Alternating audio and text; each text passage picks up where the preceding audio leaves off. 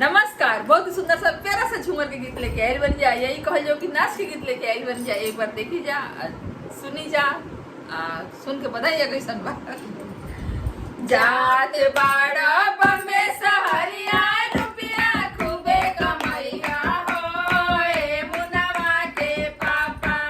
जात बाड़ा बम्बे सहरिया रुपया खूबे कमैया हो ए मुनवा के पापा। मेहरी दोसर जन पटैया हो ए मुनवा के पापा। मेहरी दोसर जन पटैया हो ए मुनवा के पापा। जात बाड़ा बम्बे सहरिया रुपया खूबे कमैया हो ए मुनवा के पापा। जात बाड़ा बम्बे सहरिया रुपया खूबे कमैया हो ए मुनवा के पापा।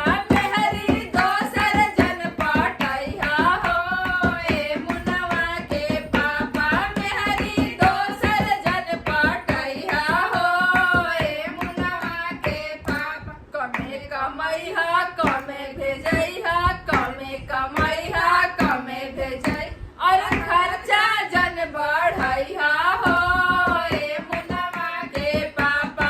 अरे खर्चा जन बढ़ैया हो ए मुनवा के पापा।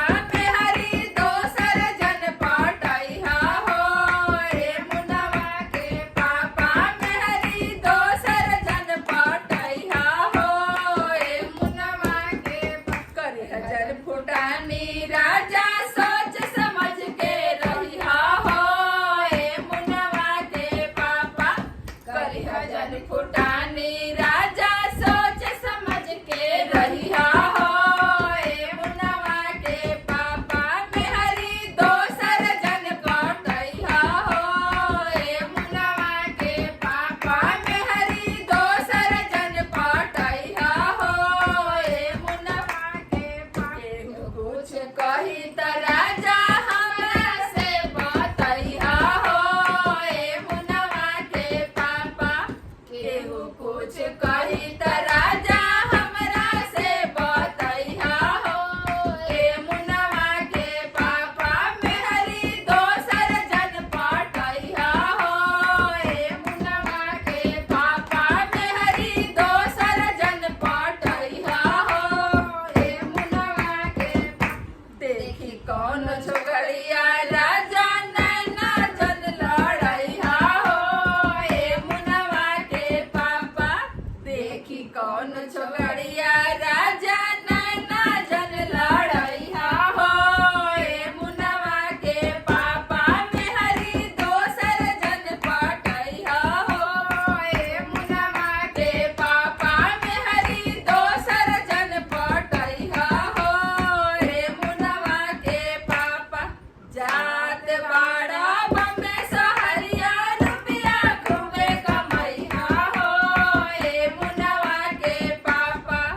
जात बाड़ा बम्बे सहरिया रुपया खूबे कमैया हो ए मुनवा के पापा।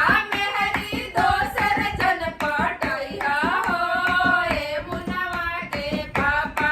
मेहरी दोसर जन पटैया हो ए मुनवा के पापा। मेहरी दोसर जन पटैया हो ए मुनवा के पापा।